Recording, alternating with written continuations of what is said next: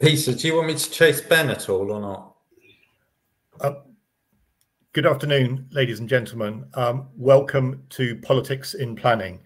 This webinar is part of the RTPI online series for 2024, brought to you by the RTPI Southeast.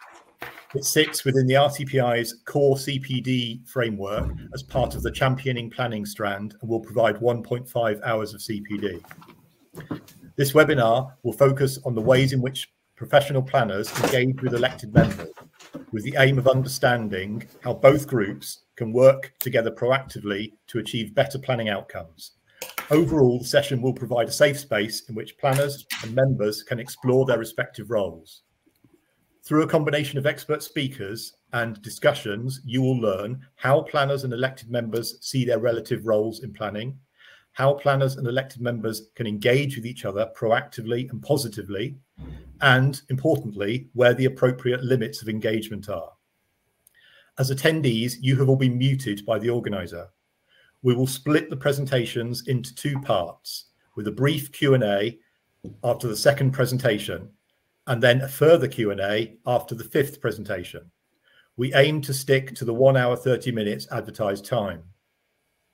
We hope you enjoy it, and we would invite you to join in via the chat box and the Q&A functionality that you see at the top right of your screen. We will be taking written questions throughout the presentations, so please do submit your questions in the Q&A section at any time. These will be made available for all to view by the event organizer. We'll do our best, of course, to get through as many questions as we can during the session, which could be by written response in the Q&A function or by verbal response during the Q&A verbal sessions. Also, please do get involved on Twitter and follow us on RTPI at RTPI Southeast. I'll now introduce the speakers. We have an excellent set of speakers for you this afternoon. First up will be Professor Samir Bagain, who is an RTPI trustee. He's a technical director at Arcadis, and he's also a professor of planning and resilient systems at the University of Kent. And he also finds time to be a councillor on Brighton and Hove City Council. Then we will have Adrian Moss, who is a Liberal Democrat councillor and the leader of Chichester District Council in West Sussex. Our third presenter this afternoon, after the first Q&A, will be Peter Ford. Peter is a principal consultant with the Planning Advisory Service. Our fourth presenter, who we're hoping will join us in time, hasn't quite joined us yet, but he's got time yet, will be Benjamin Hindle. And Ben is a principal planning officer in the development management team at Wokingham Borough Council. Last, but by no means least, will be Phil Williams, who is a senior planner at ET Planning and is also an ex-Southampton City Councillor, now turned planning consultant. My name is Peter Home, and I'm a director at Gillings Planning in Winchester, and I will be your chairman this afternoon. I'll now hand over to Samir Bagain, who will do the first presentation. Thank you, Samir.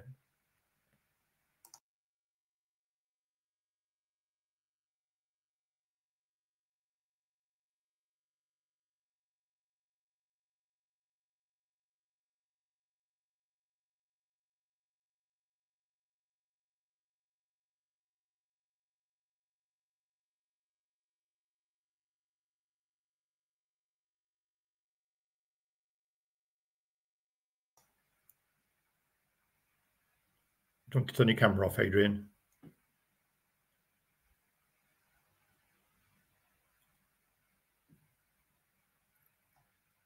Hi, Peter. I think Samir is struggling with the IT. So maybe Adrian can start. Okay. Sorry about that, ladies and gentlemen. Could you change the presentation to Adrian's presentation, Susan?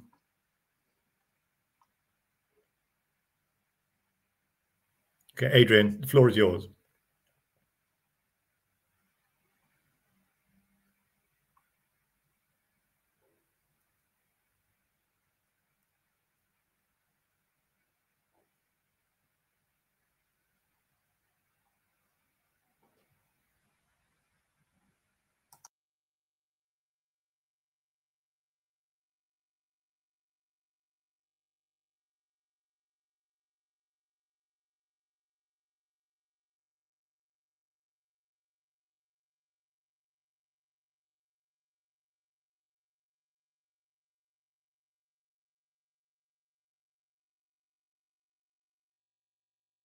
Adrian, we can't hear you. Sorry. Yeah, thank you. I'll go back. Sorry.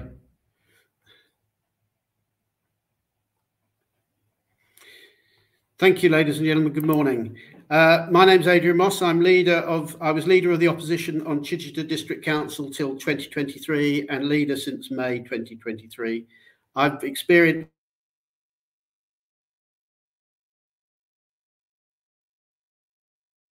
I believe in the delivery of housing alongside the protection of the environment with the harbour and the South Downs National Park.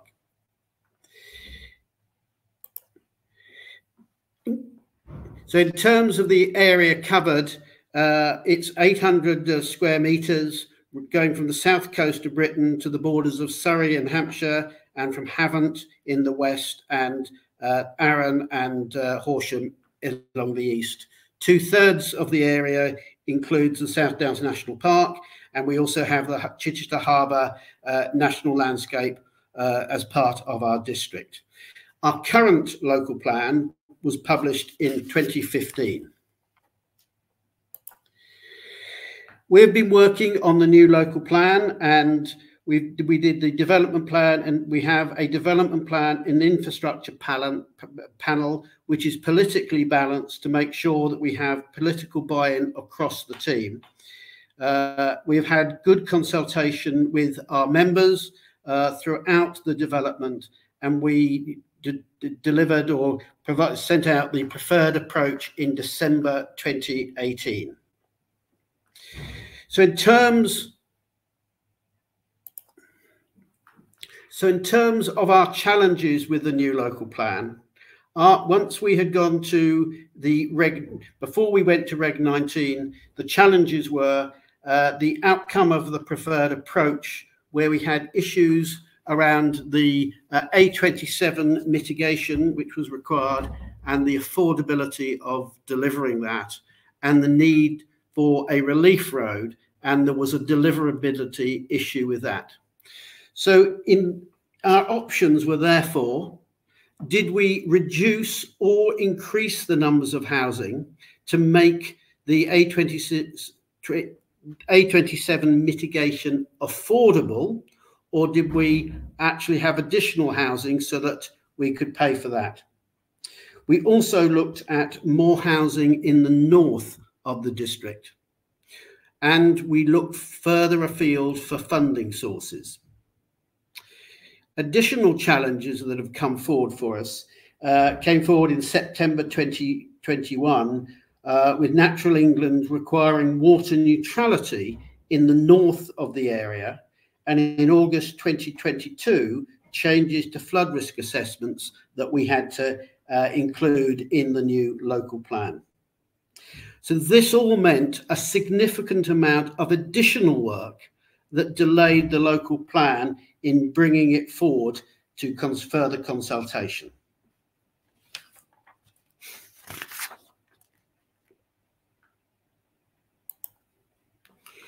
When we got to Reg 19 in February 2023, and we did decide that we wished to proceed despite the various changes in government policy, we then had no fundamental issues from the statutory consultees, but we did have a significant number of general issues that were presented to us by residents.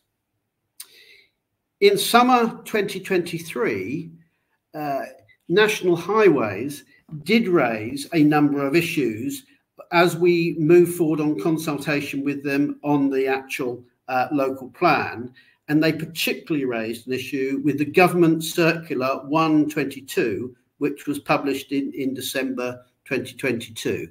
And this meant considerable negotiations and work with National Highways to actually move the local plan forward. And that probably was a significant part of delay that we incurred.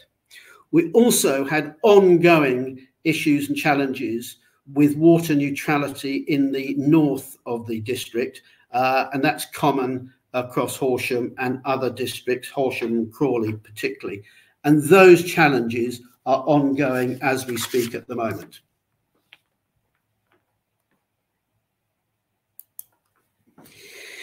So from producing our local plan, which is about to go to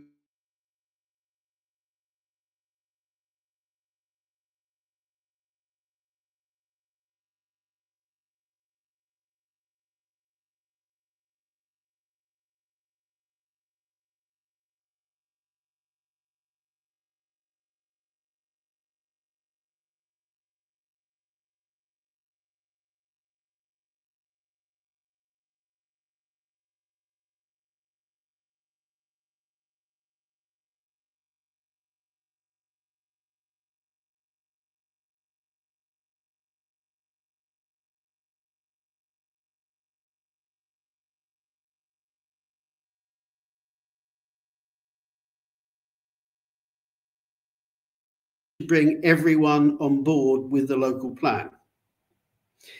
Our experience also was when we were having challenges with some of the statutory authorities, it was really, really important to engage with our local MP and MPs, because we have two, to make sure that they were supporting us and working within government and with government authorities to ensure that our actual plan was being given priority. We also engaged directly with government, and I really think that is a key activity so that we know what the government is thinking and we have direct links. The statutory bodies have caused a challenge for us where they have different requirements. So it's really, really important that at an officer level and at a political level, as required, we work with the statutory bodies throughout the local plan, and it is absolutely key. And as can be seen when National Highways raised the issues of the A27 with us, if they had raised that with us months earlier, it would have helped us get the local plan through potentially at an earlier stage. The other area that I think is really important, and Peter Home is on the call, and other advisors are available, but we found working with PAS and planning advisors on the local plan, and what they were also able to do was help elected politicians understand the challenges. Coming from an outside group, it helps us support and understand what our officers are telling us. So that was a really important contribution. I think the other observation that I would say is plan development timescales. With local government, one has a 4-year cycle of leadership, and there is always the challenge of who has the ownership of that local plan going forwards. Our local plan did cover 2 administrations, but we had worked well with the previous administration, and in the new administration, we have brought everyone along with us. But it really is absolutely essential that we bring everyone together, working closely together. So what are the opportunities going forward? It really is important that we shorten the timescale of local plan preparation. Ours has gone on for almost 8 years, and that has caused real challenges with changing legislation, changing advice. So you've got to get it so that you actually can get it done in a short timescale. I think you also need to have some very clear milestones, because if you've got those clearly defined within the administration between officers and politicians, people understand when you are getting behind in the delivery. I think we also need certainty in plan making, and that has been a challenge over recent years with changes with the National Planning Framework and other legislation coming forward. We need to actually get that settled. We also need to make sure that our communities are in support. They can be challenging, but we need to make sure the consultation is done in an effective and controlled manner, and people really understand why we're delivering the housing numbers we are, which we need, but also how that is going to help in terms of the economy, the infrastructure, and delivering improvements to their lives. I think we need to, I would like to see personally some regional spatula planning so that we can help deliver the infrastructure. Spatial, thank you. One area, we have local councils who are building on our borders, and if we were working closer together, it may be possible to make sure that the infrastructure is delivered. So I think we need to look at that. And I think the other area is making sure that the statutory consultees respond in time to all of our requests and requirements, because that has been one of the major delays in delivering our local plan, is working with the statutory consultees, and they need to come on board and be absolutely clear on their views. That, ladies and gentlemen, is my presentation. Thank you very much, and we'll take questions later. Thank you very much indeed, Adrian. And I will say, first of all, I apologise tremendously for the technical hitches that you've been experiencing today. We do apologise for that, and we hope that we'll have smoother sailing going on from here. But thank you, Adrian, for delivering that very thought-provoking presentation. And I'll now turn to Samir Bagain, who is now going to follow on with his presentation. Thank you, Samir. Thank you, Peter. Fantastic. And again, apologies, my own connection was being a bit intermittent earlier. And I think I have control of these slides. Peter has kindly gone through my background. The one thing that isn't there that I think I'm particularly proud of, and because we're in the Southeast, is that I have set up 2 planning schools, the one at Brighton, which a lot of people are now familiar with, but not that many people were familiar with in 2008 when we set that up, and more recently at the University of Kent in Canterbury. So 2 new accredited schools in the Southeast, and hopefully they are doing their share of heavy lift in terms of planning skills and capability in this part of the country. Do let me know if the slides are moving. I will skip through these because I know Peter went through these earlier.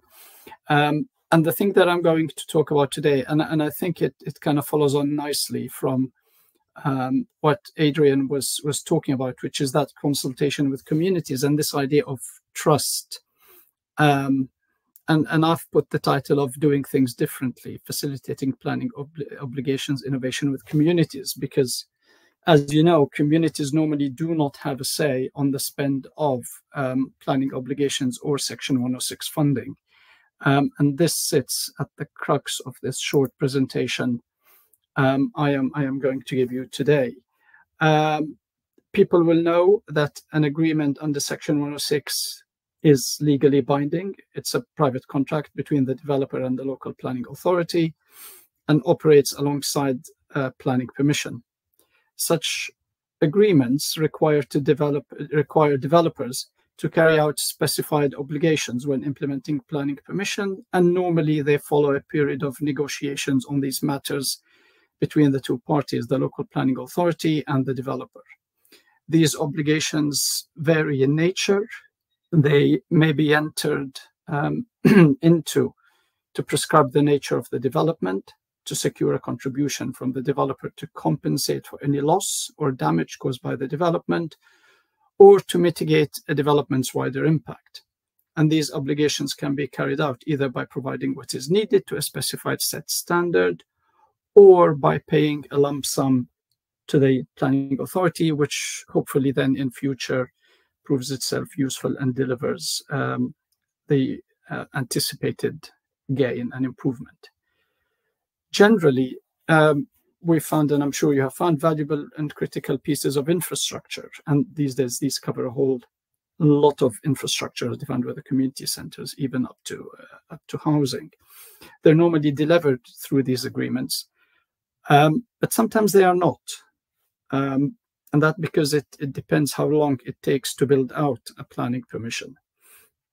Because things do change, and we have found in some parts of the country, here in the Southeast, particularly in Kent, where some obligations were effectively being left to interpretation just simply as a result of the long time it has taken to build out a development. And Ebbsfleet is a very good example of that.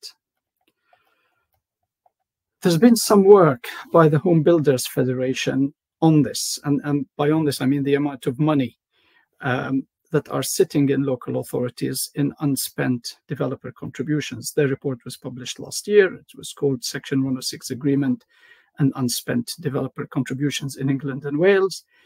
And they found that local authorities are sitting on this amount of funds in average. That's per local authority. They sampled 171 local council. Data was provided through Freedom of Information requests. And they found, disappointingly, I think, that £1.4 billion remain unspent, including, and this is where, again, on looking at the housing debate, particularly the one we've been having more recently with the consultations to the MPPF, there's over 280 million earmarked to provide affordable housing that has not been spent. So these figures, according to the Home Builders Federation, obviously reinforce a trend that some cities are spending, some towns and cities are spending, but others are not. And they have listed some of those towns and cities and local authorities where money has not generally been spent on the projects that they were allocated to. They highlight particularly London boroughs, places like Leeds, Oxford, Newcastle within the top 10. And just to give you an example, the Royal Borough of London, Kensington and Chelsea had somewhere in the region of £20 million unspent Section 106 funds. In my own local authority, Brighton and Hove, up until the last financial year, the one up to the 31st of March 2023, Brighton and Hove had 22.7 million of unspent developer contributions. And that was slightly down on the previous year, which was 23.5. So it's still hovering in the region of 22 to 23 million unspent developer contributions. And these funds are critical. And as somebody who sits both inside and outside a local authority, these are important numbers. And for the simple reason that generally there is little or no public scrutiny of these figures.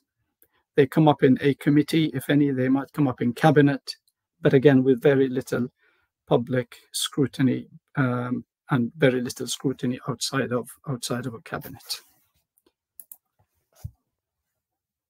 Where community groups and members of the public have got close to agreeing projects against which these developer contributions can be allocated. And that doesn't happen very often because normally communities do not get involved in that process. Our experience, and this experience is drawing on a community liaison group, a build-to-rent developer set up in Hove, particularly, we have found that officers either refuse or were unwilling to relinquish control of the additional spending powers to community. They went along with the process, but when it came to the crunch of actually allocating funds for particular projects, there was an element of pushback somewhere from within the local authority. So it'll be interesting again to see whether people have had similar or very different experiences. So a community liaison group in Hove was set up. The build-to-rent landowner and developer set up the committee. It was facilitated externally. And the process, just to keep things in line, the funding conversations followed the heads of terms established by what went into the officer's report at the time planning permission was granted, and utilizing some of that funding which was allocated to projects, and there were 10 projects, I believe, listed in the planning officer's report, 8 or 10, and effectively the conversations continuously hovered around these projects so that we did not steer away too much from what was originally agreed in the planning permission. And local people ranked these projects by order of priority. It took somewhere in the region of 2.5 years. And that way of working we thought was excellent because it encouraged people and residents and civic societies operating locally to be genuinely involved in the planning system. which in some cases, all of you would know, might seem remote and alien to the person on the street. It enabled them to see the range of local benefits delivered locally, and then answering head-on the question, often directed at the planning system by other residents who object to development, which is, how does this application benefit existing local residents? And I think at the time that local authorities are under significant resource pressure, energizing the local community in this way on a voluntary resource basis via Section 106 monies was a great way of helping a stretched planning department to focus on locally identified projects, while more importantly, building trust and creating goodwill within the local community, and possibly helping the reputation of the planning system by making it more relatable and transparent. And a resident wrote to the local MP about the liaison group and said something like this, which is that transparent and accountable use of Section 106 funds was an ideal opportunity for the council to engage with local communities in a meaningful way while investing in initiatives and infrastructure.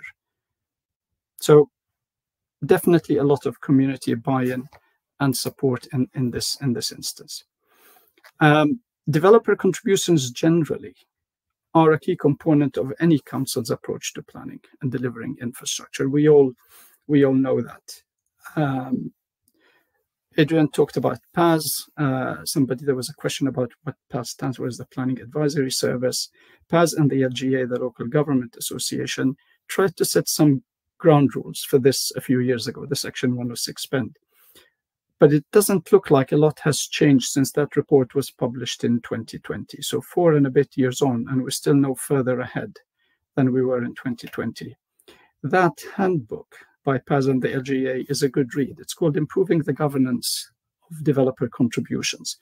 And it was intended to help councils improve the ways in which councils manage and allocate developer contributions to ensure that the money in the first instance was invoiced in a timely manner, because the council will not get any money unless they invoice the developers. And then it was collected and used to deliver the infrastructure in an efficient, transparent, robust and effective way. And that's the LGA and PAS's recommendations.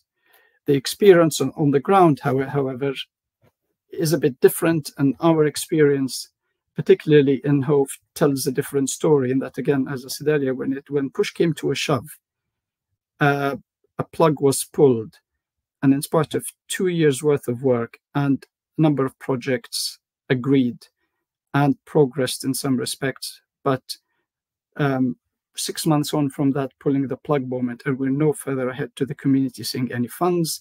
And as things stand, the communities will not see any funds until 2026, where at this point last year, they were told project implementation was imminent. So we can't be surprised when communities lose trust in the system. And I think it probably is important for all of us to build that trust somehow and think of really clever and innovative ways to keep communities on side and help them and help us build their trust and our trust in the system. Peter, I think that's all from me. Thank you very much indeed, Samir. That was very helpful. And if I could invite Adrian to turn your camera back on as well. We haven't had any questions. Well, there was one about the pads, as you said, which has been answered.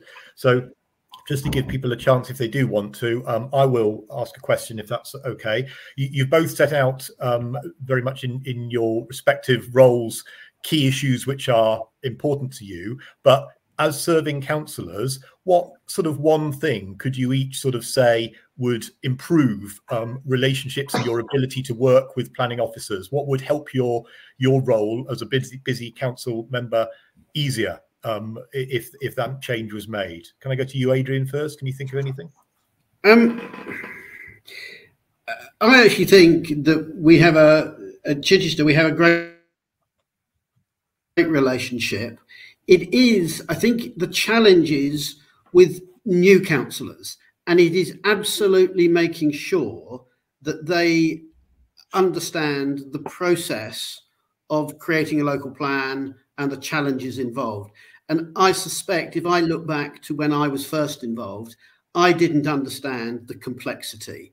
And I know it's very difficult to explain to councillors the complexity, but councillors will always want to focus on what is important in their community. But actually, we have so many challenges that are placed on us by the statutory authorities, by the government. And it's getting that training and understanding into the councillors that I think really helps. Thank you, Adrian. Sameer, do you want to have anything to say on this?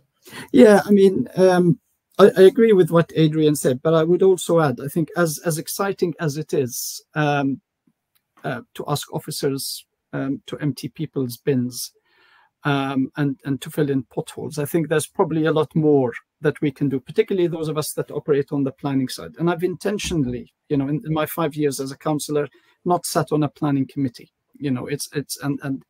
I think that's been a good decision, because then it allows me to have conversations and probably be a bit more open in terms of conversations with officers. In our case, and particularly this community liaison group, and the commitment to spend funds locally and the commitment to spend those funds to mitigate the impact of the development, one of the things that we had to fight for as councillors with the community against the administration was that the attempts at reallocating funds to where there were shortfalls elsewhere, outside of the ward where this planning permission sits, did not sit very well with communities. They did not sit very well with us. But again, that the manner in which funds were allocated and reallocated and then taken away and not taken away, I think that sits within the remit of officers. And if we are to work really well with officers, I think we need that element of candor and trust between us and officers. We can't do our work as councillors without a trusting relationship with officers. And I'd like to think that that relationship runs both ways. But then actually a crucial part of that relationship is the community and members of the community, particularly when they have been in ongoing conversations and meetings with ourselves and with officers, when they suddenly see the rug pulled from under their feet on particular things that they thought they had agreement on. I think things like that and the suddenness of how things can happen and how sort of the council, kind of people within the council rally around each other in those instances, I don't think that's helpful. Thank you very much. A very full answer there. Now, whilst we've been talking, Sameer in particular, there's been some interest in some of the things that you said during your talk. I wonder if we could have a look at some of those questions and see if we can answer any of them. And if not, we'll provide a written answer during the other presentations. But for example, is section 106 fully at the discretion of members or officers? That's one question. What's your take on that, Sameer? Well, that is a very good question, because again, I'll give you the example of what happened in our case. So when the local authority, and there's different ways to describe this, but we agreed on the word repurposed, repurposed section 106 funds from our little our big BTR project to another project which was short of levelling up funds. The BTR developer checked with their lawyers, and the view was that the council did not have the authority to do that. The council then pushed back and actually said, no, we did have the authority to do that, and they cited their own legal advice. So this is where it becomes a matter for the lawyers. One side the lawyers saying you can't, on the other side the lawyers say, well, within the remits, yes, you can. And generally, developers, once they're in that position, they do not necessarily push back again, just because they're clearly thinking about their long-term relationship with the local authority. Because particularly, a build-to-rent developer, which has a long-term commitment to place normally a 15 period, for the lifetime of a build-to-rent development in a city. Thank you. And there's a couple of questions about one of the books or the reports that you mentioned in your report, the LGA document on section 106 governance. Could you repeat the name of that? And then what we'll aim to do is provide a link to that if it's available for other people to read. Is it a public document that they can read? Yeah, they are public documents, sure. And they've been, and in addition to that, there's been a lot of work by MHCLG published on this. There's been work published by the Scottish government on the on Section 106 funding, as well as the Welsh Government. So none of this is new. There are a few publications, and I've got links, so I'm happy to share them with Susan afterwards. I wonder, while the other presentations go on, if you would be able to provide written answers to any of those questions that you're able to. I could do that. Let me see if I can do that in the chat. But the PAS and LGA handbook, it was called Improving the Governance of Developer Contributions. Thank you. And it's on the LGA website. But I'll try and put the full link to that in the chat. Not a problem at all. Thank you very much indeed. And Adrian, there is a question for you as well. The question says, Adrian mentioned that there should be more streamlined local plan process. I think all of the industry agree it is overly drawn out. But how do you do this while still ensuring that all the voices are heard and all matters are fully considered? Well, that's a tricky question, I know, but would you have any thoughts on that? I think I do. I think there are two levels. One is the consultation that we need to do with our residents, and I think that is really, really vital. And we need to find a way of streamlining that and making sure that when the responses come back, they don't delay the production of the local plan, because we get an awful lot of people coming in. I think the other thing is, frankly, we need to ask the statutory authorities to be really prompt with their replies, and once they have responded, though that's the end of their response time. Because one of the issues we had was an ongoing debate, and also the changes in legislation as you're producing a local plan. And I think we just need to make sure that you can have sort of specific gateways as you're producing your local plan, so that once you've done one element of it, that's shut down and you can move on to the next. Because having an extended time frame is very unhelpful in a whole range of matters. Thank you very much indeed. And thank you, both of you. I'm aware that you're both having to go early. So I would like to say thank you very much on behalf of the RTPI, and to apologise again for the technical problems during your presentations. Okay, so we'll now move on to the third presentation today, and that's going to be given by Peter Ford. So I'll now hand over to Peter. Thank you very much. Okay, thank you very much, everyone, and thank you very much to Samir for name checking a PAS report. Thank you very much. Yes, what I'd like to do is I would like to talk briefly about officer and member relations, by looking at the best and worst practices that PAS has seen at planning committees across the country. So just if you are not familiar with the Planning Advisory Service and the Local Government Association, I saw one of the questions was, what does LGA stand for? It's the Local Government Association. Our purpose is to support planning authorities throughout the country, and to help government explain new policy and have a voice for local planning authorities to make representations to the government. One of my key roles is to review planning committees and to support councils in that. And I've watched far too many planning committees that is healthy for me. So what I'd like to do is just go through a series of things which PAS has seen where things have gone wrong at planning committees and where things have gone right. So first one is, I see quite a lot when things go wrong is when officers don't understand that planning is political. Now, as we all know, planning committee members need to act as individuals on a planning committee and not be whipped by the political party. But they are at the mercy of the electorate. So they're very, very conscious of the electorate's views and local opinion.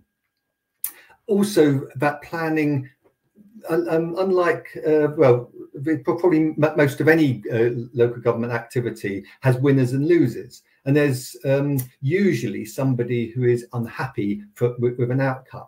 So officers need to understand that politicians, the members, are working in that political environment. And also for officers to understand that politicians are not experts and they're not meant to be experts. They are asking questions on behalf of the public and their local representatives. So the second area, which where we see things going wrong, is when councillors forget that officers have their professional view, and this is not necessarily the popular view.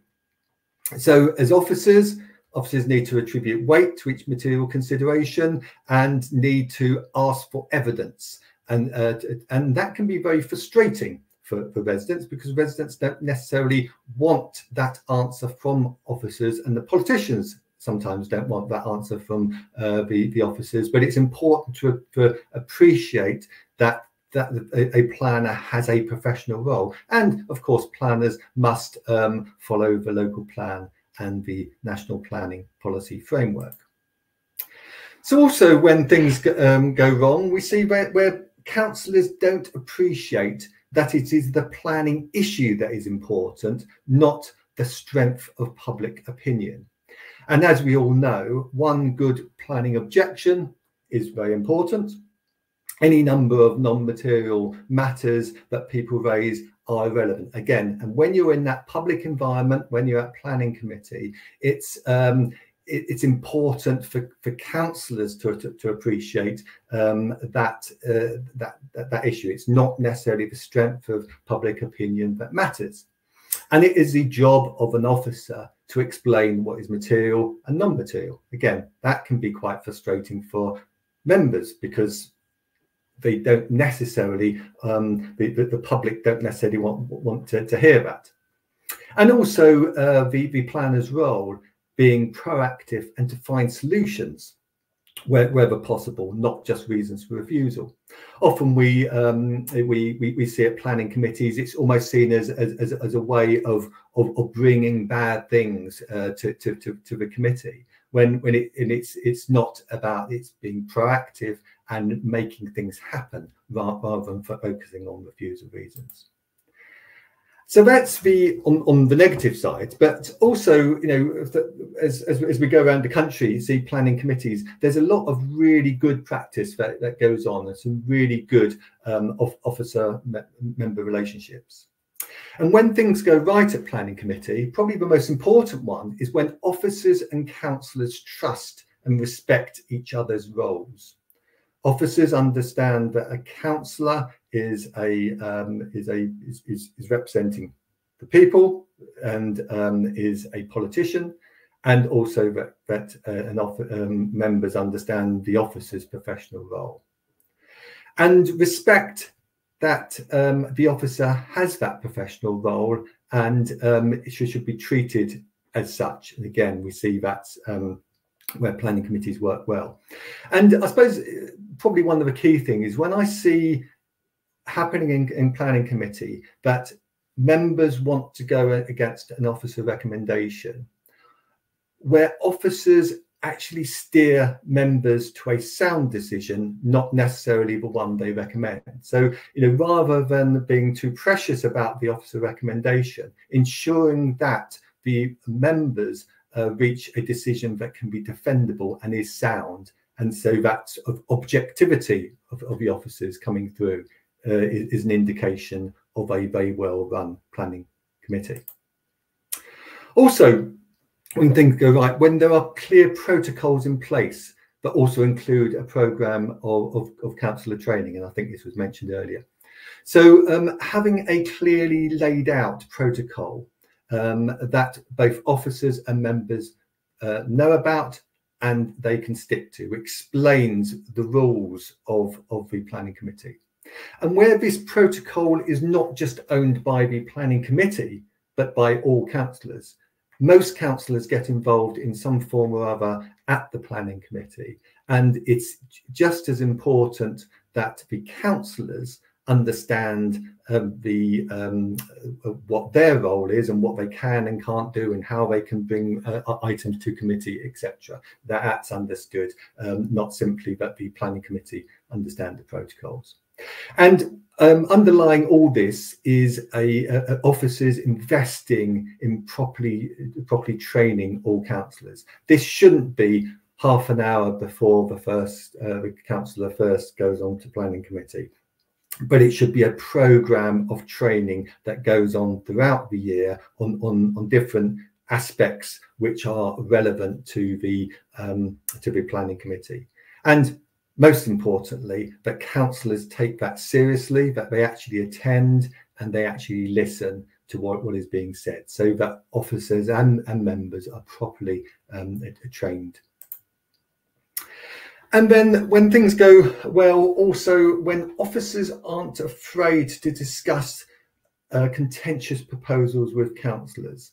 And this is often something that comes up over again, is councillor involvement at the pre-app stage, and different councils have different protocols for that. But it's very important that officers and councillors are talking together before the item comes to planning committee. And this fear of predetermination, I think, is overstated many times. And at the best councils that we've been to, there is normally a forum for officers to discuss emerging proposals with key councillors, and in particular the portfolio holder and the chair of planning committee. And as part of that, it's really important that councillors actually express public feeling and share this with officers. Officers aren't always aware of maybe something which is, from their professional point of view, is not necessarily a big planning issue, but the public feel very strongly about. And so the councillors make officers aware of that, and then officers can then deal with those issues and address those issues as part of the application.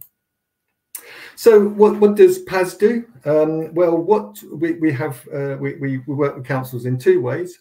First of all, we contact councils if they are under threat of designation, either due to the speed of decision making and quality of decision making. When particularly on quality of decision making, there's normally an issue with the planning committee.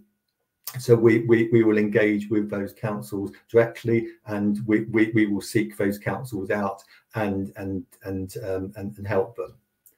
The other program we have is when councils come to us, and this happens a lot when councils, maybe it hasn't come up on our radar that there's an issue with planning committee, but councils are self-aware of that, and they want to pay PAS to come along and do a review or training with their members. So the type of training that we do, the type of support that PAS does, well, we do the defensible decision making, which is a key skills that we need to sit on planning committee. We've got a very popular now role play exercise that we do with planning committee, where we give them a planning application, we ask them to make a decision on it, and we discuss their behaviours in doing that. And we can carry out full planning committee reviews, which is the peer review approach, which many of you will probably be aware of if you work at local authorities. And there's various other training that we are doing, one-to-one support, training with officers who are new to planning committee. And something just to put on your radar is we are currently working on a self-evaluation guidance on what is a good planning committee. I don't think it's ever properly been defined. So this is aimed as a self-evaluating tool that helps you to understand how good the planning committee is. And it's very much linked to the government's proposals on modernising planning committees, which a lot more you'll hear about in a very short period of time as the government moves forward on the ways they want to work with planning committees. So I will just finish here, just on the last slide. If you do get a copy of the slides, we have a bulletin that's just come out about an hour ago, our latest bulletin. So if you subscribe to that, and on our website, there's a lot of support you can come to. Thank you very much. Thank you very much indeed, Peter. That was a very good, topical and interesting presentation. I'd now like to invite our fourth speaker, which is Benjamin Hindle from Wokingham Borough Council, to do his presentation. Please, the floor is yours, Ben.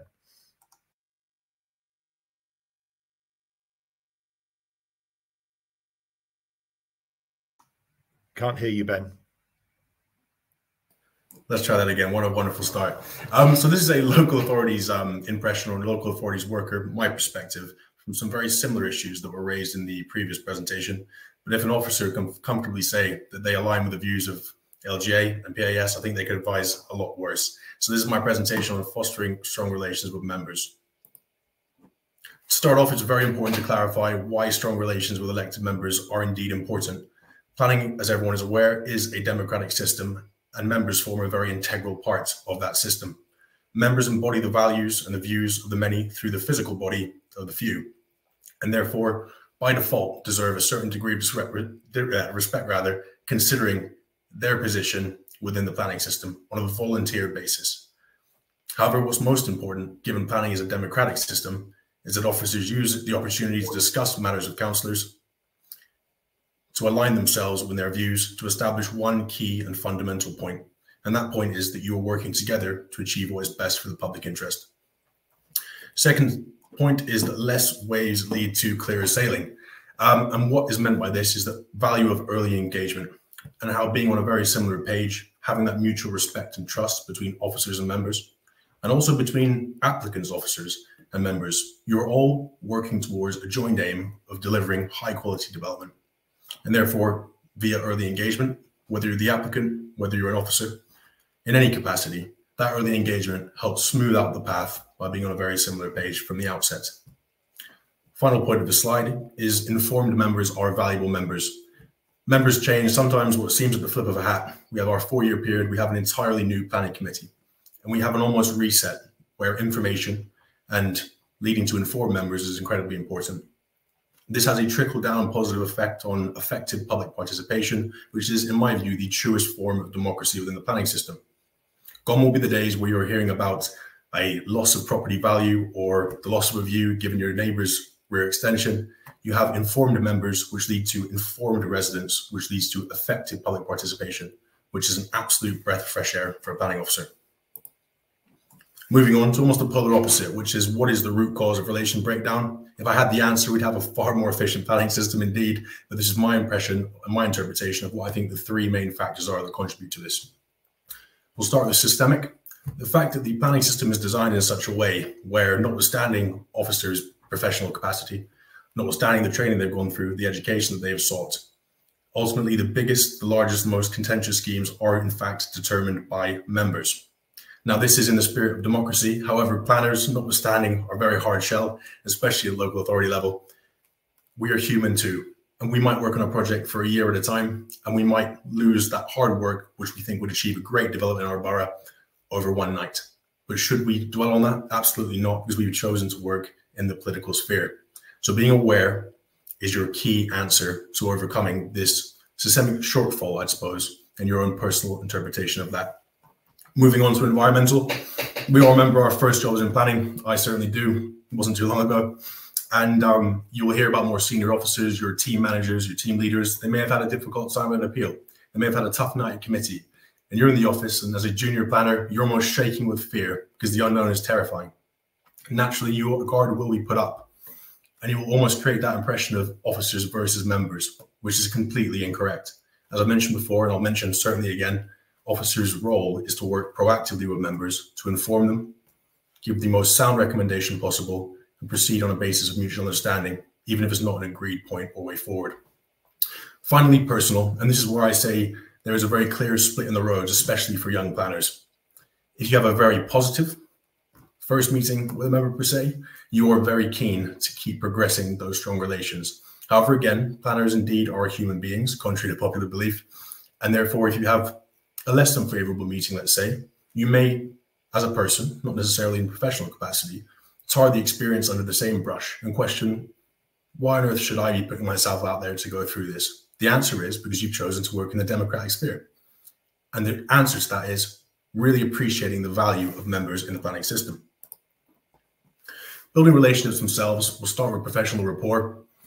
Yes, being professional is of the utmost importance, and PAS and LGA have some very useful support documents on how to best conduct yourself as an officer and how members can best conduct themselves. However, starting with professional rapport, rapport is the key word in that sentence, in that you should never be afraid to have a 30-second precursor before a meeting, before a discussion, asking a member how they are. Because when you humanize yourself, when a member humanizes their self, that's the one thing that applicants, local authority workers, members, we all have in common.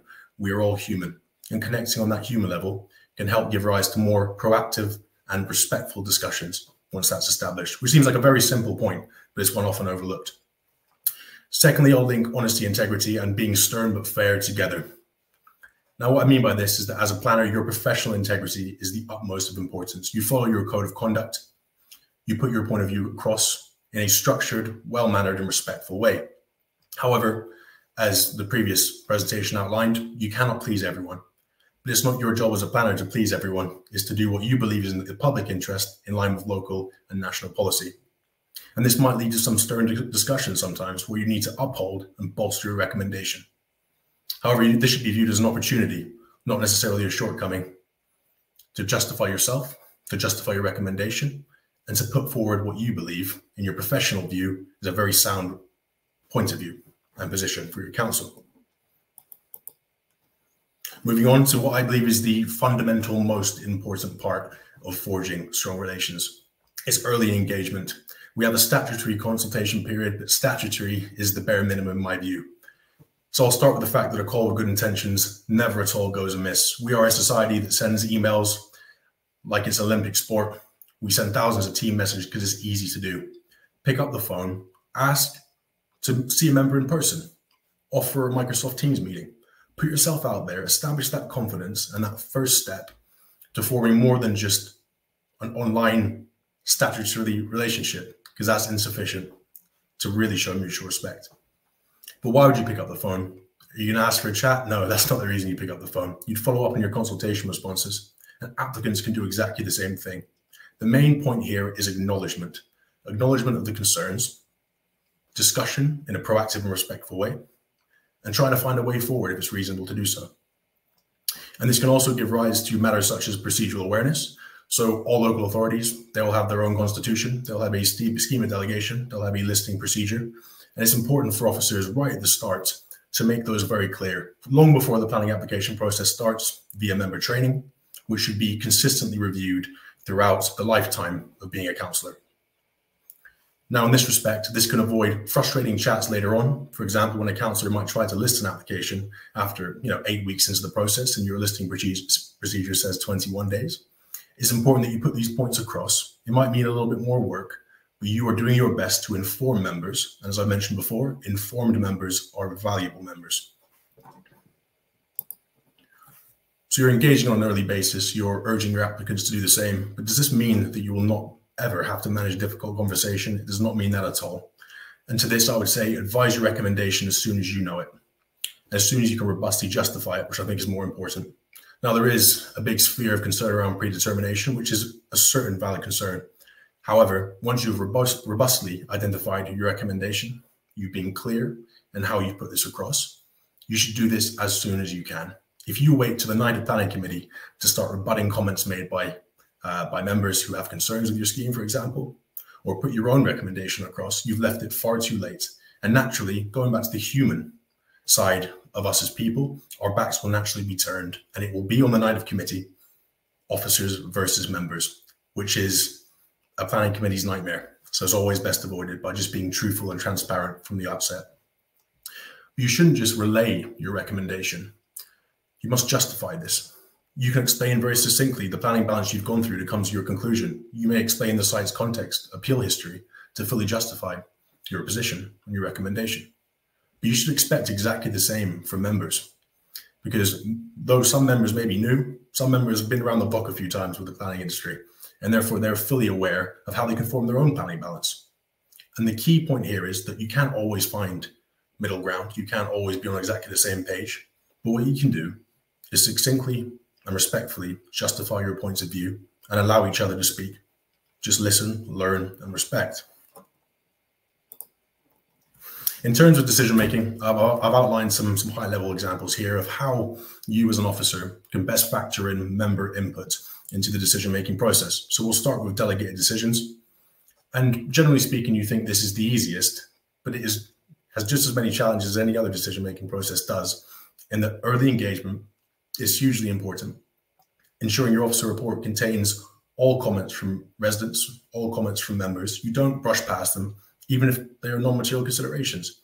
You show, even if the outcome is not exactly what a member or a resident may recommend or may wish, showing the fact that as an officer, you've listened, you've taken a little bit more time to fully understand their points of view. You've spent time trying to not necessarily rebut, but acknowledge these matters. That is the really easiest step to achieving a degree of mutual respect between residents, members, and officers alike. Moving swiftly to planning committee, which is indeed a completely separate beast, is a meeting in a public capacity where residents can attend to watch how they are represented. And as an officer, you must keep that in mind. You must be aware of the fact that you are in a platform where members have the ability to speak on every concern they have. But even though there might be some very quick answers to rebutting, to jumping back, this is not material, this isn't judge duty. We can't just say object and move on. We sit here, we listen, we respect. So the PAS and the LGA, they provide some very useful commentary on this. But I think now's a very good time to say that whilst these are out there in the public sphere, these are not necessarily fully endorsed and shared by very busy development management local authorities. I shan't use the excuse of local authority workers are too busy, we don't have time, because we do have time. But any proactive effort for these institutions to really put this education at the forefront of officers' understanding, you will be really training a new generation of planners who understand how to deal with these matters effectively, efficiently, and politely from the outset, rather than the current situation, which is almost learning on the job. So finally, we'll move to appeals in public format, so your inquiries and your informal hearings. Now, this is most important to officers, just to make sure that you're on the same page as a member. So this may be ensuring they're consulted, something as simple as this, clarifying if they wish to speak, or a very quick phone call or meeting the day before the appeal to understand the points of view that they would like to put across and ensure that it is entirely aligned to your approach. Representation from members at appeal can have significant benefits to a local authority's argument, but if not structured correctly, they can also act as a real shame and a bit of a negative impact. So it's very important that you're all on an identical page and you put that view through absolutely effectively and respectfully. I'll finish with a nice quote from William Feather, which is, "Getting along with others is the essence of getting ahead, success being linked to cooperation." Now, what this means in the local authority sphere, from my perspective anyway, is the fact that as officers, you will be able to reap the rewards of more efficient decision-making through early engagement, greater, more structured debates, and, to conclude, really effective, targeted public participation. This is your opportunity as officers to make your contribution to local democracy and to champion the idea that we're not against each other, we're working together for the public aim and the betterment of the planning service. Thank you very much. Cheers. Thank you very much indeed, Ben. That was very powerful and still practical advice, and I could tell that a lot of that came from the heart. So it was all the more important for it. So thank you, Ben. We come now to our last speaker today, which is Philip Williams from ET Planning, and he's a former councillor from Southampton City Council. So I'll hand over to Phil. The floor is yours. Thank you, Peter. And thanks everyone for their presentations today. I'm going to try and pick out some of the key themes, but whistle through my presentation quickly. My background, as Peter said, is I'm a planning consultant, I'm RTPI chartered, and I'm a strong advocate, like many people on the panel, of working together with councillors, members of the public. But I have also served 6 years as a councillor and cabinet member in Southampton, and I've been your archetypical politician in the sense that I've also worked for Parliament and I've run my own business, which has been advising candidates, politicians on how to engage with the public and run campaigns. People have touched upon this tangentially, but I asked many of my colleagues to what extent politics and planning should be intertwined. And most people said to me they shouldn't be at all. Planning should be an almost apolitical process. And I just wanted to take a step back, first of all, and say, and I've put the sort of Olympics on the slides and Labour's sort of manifesto, and those key objectives, new hospitals, additional homes, net zero, those all come through planning in some part. And we as planning professionals, we're all going to play a role in delivering them. And I think as a result, there sort of is an inevitable intertwined nature to it. And that really is at the heart of what sort of Ben has tried to talk about with his presentation. How does it work in practice? But I think it's just sort of an inevitability that the paradigm is set by politicians as to how we operate in this current political system. And there are questions as to whether that will change, but politics is inevitably intertwined to a certain extent. I put on the screen here a couple of examples that I was involved with as a councillor, some of them good, some of them bad. I was involved in an estate regeneration project and redevelopment of a community centre, and also the stopping of a development on the edge of the Itchin and the sort of building of a sort of incidental car park for local residents. And when I say some of them were good, some of them were bad, that's too simplistic. What I mean is they all have strengths and they all have weaknesses. And Councillor Moss raised a good point, which was about collaboration. And I would say my strength came in my work through working with councillors from other parties to deliver change. So I set up sort of cross-party working groups to deliver estate regeneration. But each of these schemes could be seen as having advantages and disadvantages. Equally, I've pulled out a few examples here. If you're a planning officer, the sort of extension to the church maybe doesn't look great, but has a community benefit. How do you make that decision? How do you facilitate it? And the Southampton Gateway building, very keen on, senior officers were very keen on this, but sort of got criticised for being like a fag butt or something like that. So for each of the schemes that I've worked on, whether they were more officer-led or councillor-led, I'd say they've been successes and failures. So it's not just about the extent to which politics and planning, you know, a good decision isn't necessarily an officer-led one, and a good decision isn't necessarily a member one. Ben and Peter spoke about the sort of schemes of delegation, and I don't want to talk about that as a result in very much detail. There are a couple of points that are additionally worth making. The sort of RTPI Code of Conduct sets out our overall approach in the way we deal with ethics, and I think that's a useful guiding tool.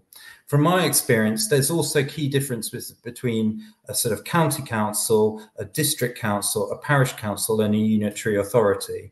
And so a county council and a unitary is maybe there's loads going on and planning is only a small part of it, whereas a parish council is hugely interested in a particular local area. And as a result, engagement with those stakeholders needs to be tailored, recognizing that.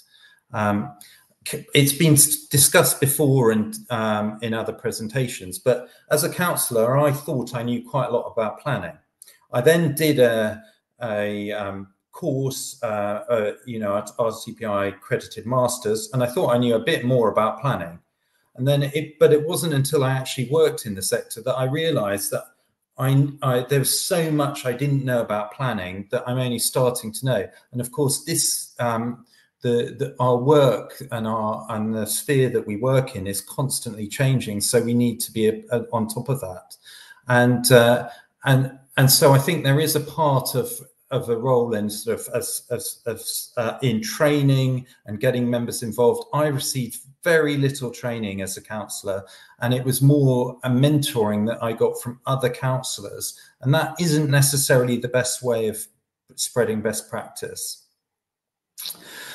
What do I do now? So with ET planning, we do a lot of work and with parish councils and providing support to their neighbourhood planning process, and being that sort of partner where you can offer advice as to what can be done professionally, what is in line with policies, you know, almost being like a critical friend but a professional expert that people can call on. And I think that's really important if you're an elected member to actually have some advice that isn't necessarily tied to one interest or another. Peter has spoken about when member engagement works. I really would reinforce the points that he's made. There's a few of them on the screen. Understanding those objectives between councillors and officers, and then and recognising that the advice as planning professionals we give is considered and professional, and it's in line with policy. Is so important. I had no idea when I was a councillor that actually, you know, you rock up to a planning committee meeting or you hear about a planning application, but this has been worked on for, in some cases, years. And so, you know, there is so much to do as an officer to sort of take members on that journey to understand how this situation has got to where it is, what has been changed. All those things are so important, and you know, and that advice comes objectively. So that's really, you know, really critical. And personally, I found that invaluable, which in part inspired me to join the profession. Just on my final slide, I appreciate this is a difficult issue, but if there are any particular, you know, occasions or any examples that people want to talk to outside this meeting, you know, and I'm more than happy to give 10-15 minutes. Please don't hesitate to get in touch. Thank you. Thank you very much indeed, Phil. That was a very good presentation. And I'd like to thank all of our presenters this afternoon, all 5 of them. As I said, Samir and Adrian have had to leave us now because of other commitments, but we still have Phil and Ben and Peter, who I hope will be available in the next few minutes or so to answer some questions. There have been a few questions coming in. We will start with Laura's question at the top, which is something which I've wrestled with and thought about myself over the years. So if I summarize it, basically, what are your thoughts and your advice on engaging with members early as an applicant? How can you best do it most positively in a way that's sort of not obviously going to prejudice members and not going to cause tensions? What's your advice and thoughts on that? Should I go to Peter first? Yeah, it's a really good question. Thank you, Laura. I mean, when I worked as a head of development management at Plymouth, it was fairly standard for us to have members involved in pre-app discussions, and actually all pre-apps became public unless there was a very good reason not to, was our philosophy. And it was very interesting joining PAS and going around the country how many councils are really reticent, and it's normally from the officer side of not involving members at pre-app. And I honestly can't understand why you do that. I mean, obviously members have to be careful and not predetermine themselves, but I think from a developer's point of view, you want to hear what the issues are as early as possible. And if there's strong public feeling about something and members have the ears of the community, it's invaluable for a developer to know that, to de-risk the project as early as possible and getting involved in pre-application discussions. So yes, you've got to have proper rules. You've got to be clear what you can and can't say. Always have an officer present when a member of a planning committee is meeting a developer. But absolutely, I think more councils should embrace this. Thank you very much, Peter. Ben, would you like to add anything to this? Yes, that's all right. I think engagement can start a lot long before the pre-application process. I think engagement can happen through liaison with the parish from a very early stage, hosting a community-based design charrette, let's say, something like this, just to really put the feelers out as to the reaction that development might get. Now, I'm completely in agreement with Peter in the fact that early engagement in the pre-application process as well, it will really pay you dividends to really understand the environment you're working with. But I think garnering support, not necessarily by lobbying, there's a very, very significant difference at an early stage by putting your concepts forward. Also having the confidence as a developer that you're not doing things behind closed doors, you're being entirely transparent. I think as early as you can, start to engage to gain these really valuable feedback from your community, from parishes, etc. But I would sincerely advise, prior to getting in discussion with members, probably start engaging with the more formal process before you do that. But gaining community support, that's it's a wonderful first step. And that's often overlooked with the submission of planning applications. So we welcome that as officers as well. Less comments to be considering on 1,000 objection schemes. So yes, please, we welcome them, we do. Thank you, Ben. And Phil, do you have anything to add? Yeah, so when I was preparing for this presentation, I spoke to a colleague that worked for Life Story, and I said to them this precise question, and they said, we're spending hundreds of thousands of pounds bringing an application to be considered by a local authority. Why wouldn't we spend a few £1,000s talking to members or talking to the community? What's the disadvantage? And from my own point of view, as a former councillor, I'd say, you know, if someone had come to me early on in the process, I would have sort of bitten their arm off to get involved. You know, that would be, and to understand the issues they face. I think that's quite critical. From my point of view, I think if you're a developer and the principle of development is there's a question on that, I'd maybe be a bit more reluctant to go to consultation early, but and to take a bit of a step back. But any engagement earlier, I think, is always welcome. Thank you very much, Phil. There's one more question from Alexander here, which I think is probably directed to you mainly now, Phil, as the only councillor left in the presentation. So what were the areas of planning with which we were unfamiliar before you did your training? I could go on so much. I don't, you know, I think, does a councillor, did I understand what a reserve matters application was? Do I understand the typical planning process, the level of work that goes on, scale drawings, validation requirements? There is so much, and the passage of the local plan, the importance of policies, you know, locational and technical, the huge levels that you just do not understand as properly when you become a councillor, and council officers. They're critical in helping members through that process. Thank you very much. Peter or Ben, would you like to add any points to those as you're engaged with training members?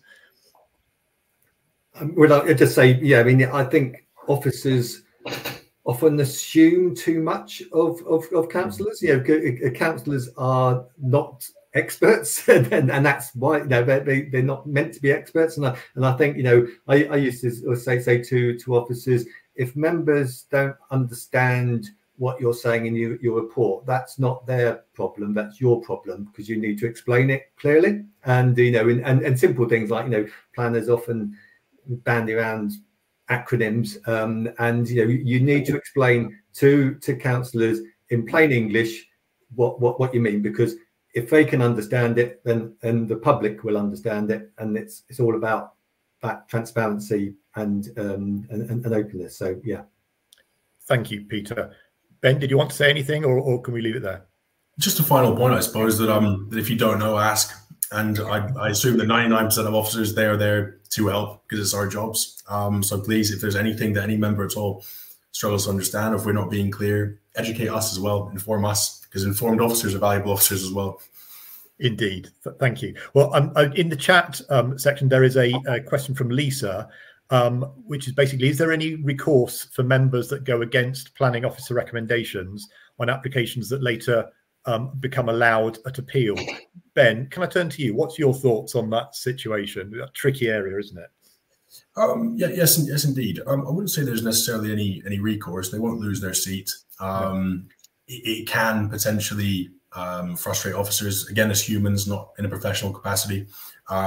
It's a part of the planning process. And if members have a robust reason for refusing something, just look at what Peter said in his presentation. It's officers' job to help make any decision, even if it is contrary to their own recommendation, a robust one. So frankly, by working together, I wouldn't say there's any recourse. It's just the way that the system works. Can it be very costly? Yes. Can it be ever so frustrating having to engage in a week-long inquiry? Yes. But again, this is the system we work in, and there shouldn't be any recourse for making an informed decision, in my view. Understood. Peter or Phil, would you like to add anything to that? Well, yeah, if I just say, one of the things which we always advise is that there is a regular item on FE Planning Committee on appeal decisions, so that you can reflect on decisions that are being made. Now obviously, if members are going contrary to officers and they are making a undefendable decision, there are you can obviously officers through their RTPI profession can say, look, we're not willing to defend that. But I mean, I think more generally, that point of reflection, celebrating when appeals are won, and because sometimes members overturn officer recommendations and they win at appeal, and so officers reflect on that. Good job by members. And sometimes it goes the other way. And I think the key thing is to continuously learn from that and to reflect and understand. And then if you do that, then you will make better decisions, hopefully. Very good. We don't have any other questions pending. There's one sort of one that I wanted to ask you, if I could. You hear quite a lot in the planning press about tensions getting very high in some planning committee meetings when members of the public, obviously with strong views, get irate. What are your sort of tips and advice on how to deal with that and how to advise your members on those kind of situations? Ben, shall I go to you first? Yeah, absolutely. It's inevitable, because it shouldn't be inevitable, but it is, again, due to human nature. People feel very strongly about planning decisions, and for good reason, because they can have impacts, not necessarily negative impacts, but on the places they live and love. So tensions are naturally bound to get high from time to time, but managing that properly is something that really should be considered within member training. So the chair of planning committee does have the power to eject residents who may be causing some hassle, and it does happen. I've unfortunately been faced with a lot of abuse at every planning committee I've ever been to, in and outside of the office, so it's not marvelous. But having an informed member with, I shan't say enough backbone, but enough backbone to eject somebody who is putting officers in a position where they feel uncomfortable. We're there to relay our professional opinion. It's simple as nobody deserves abuse, and educating members within training sessions to have that backbone and have that confidence is massively important. So yes, should be continued as well. Thank you. Phil, do you have anything to add on that? I think there's definitely tension. I from my point of view, I think that comes from a fact that as you almost get elected as an elected member, and you think you can pull lots of levers, and the decision will come that you want, and you'll be able to make perfect decisions. And actually, you're one of, in my case, 48 councillors. You may or may not be on the planning committee. You also are there for a short period of time, and as we've heard, these planning decisions can take years. So some of it is understandable. From my point of view, I think it's really it's critical for members rather than officers, and members have a key role in preventing and organising these committees in a way that officers can't really do at a meeting themselves. In Southampton, we only had senior members, and I'd say they're quite good at having order and going through items, but taking an item quickly, setting the scenes, making it clear that, yes, that's a good point, but we can only object on these grounds, I think is really critical, but it's member-led, the answer to that question, I think. Thank you. Peter, any last thoughts on that? Yeah, just I agree, but the chair's role is actually pivotal in this, and that's good. Something we do at PAS, we do a residential course for chairs of planning committees, so we focus particularly on those chairing skills, and things like how far to give an audience a chance to let off steam, but we don't want cheering and clapping until after the decision is being made. And something, just one other thing I used to advise officers is if it's really contentious and there's a lot of the public there, when you finished your item, stay in the chamber until everyone else has gone, because the last thing you want is to come out and feel especially if it's gone against the objectives, and feel the full force of these very angry and upset people who in half an hour's time would have calmed down and they'll be fine. Don't go into the maelstrom. Stay in the chamber until they've gone. Very helpful and practical advice. Thank you, Peter. But there's one more in the chat from William. So that says, what are your reflections on the role of local politics in the NSIP process? I know that many people feel that local authorities and opinions are bypassed, something which may increase under proposed changes.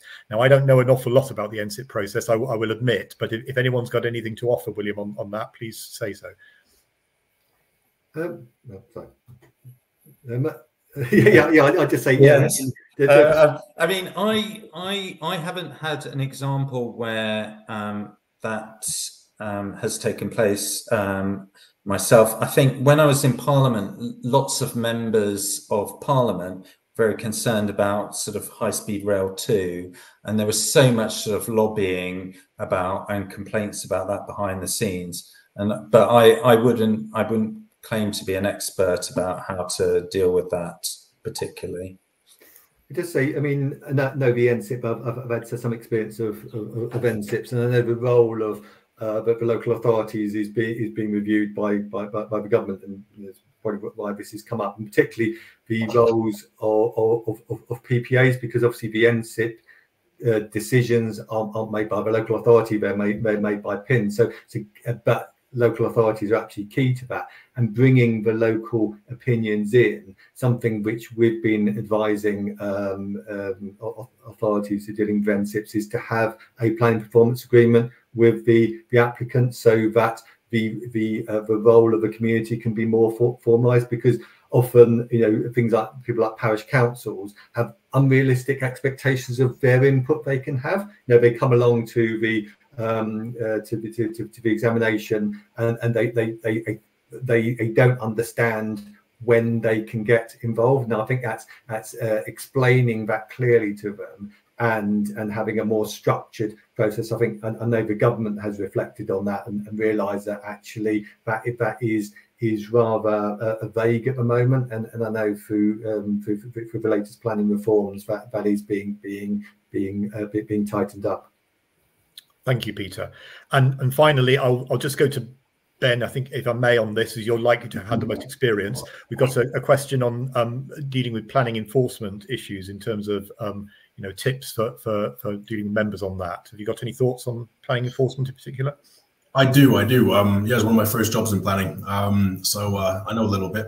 So let's see how this goes. So I think it's very important that the local authorities have their own local planning enforcement plan, and that outlines the steps that officers take. That is a document which is consulted upon. That's a document which can be relied upon, and frankly, a lot of enforcement can be viewed as somewhat discretionary. This plan really removes that level of discretion, that ultimately it's not officers' decision not to take action on something. If something's expedient, something's expedient. If it's not, it's not. And the same applies for the serving of notices. If there is wholly unacceptable development and an expediency report has been carried out, serve the notice. It's far more linear with a plan which defines the steps officers take. And of course, understand that there may be certain views that a member may put forward, for example, that they believe something should be featured with an enforcement notice. We've had that quite a bit, unfortunately. But ultimately, when you've carried out your assessment and you've judged that something is non-expedient to pursue or something is expedient to pursue, it's a very factual matter, and that can be explained in line with the local planning enforcement plan. Thank you very much indeed, Ben. And I think that brings us to a close of our Q&A. So unfortunately, we have now run out of time, and that is the end of the session. So it only remains for me to thank our 5 excellent speakers once again. Thank you very much indeed. And as a reminder, all of the presentations today will be provided in the handouts section on the webinar interface. And finally, please do let us know what you think of the webinar by completing the survey that will appear once the webinar finishes. And details of other webinars, RTPI webinars, can be found on the events section on the RTPI website. So I apologize again for the technical difficulties that we had at the start of this. And thank you very much for persevering, both to our speakers and also to you as our audience. And we hope that you nevertheless got something valuable out of today's session. So thank you on behalf of everyone, and cheerio. Bye-bye.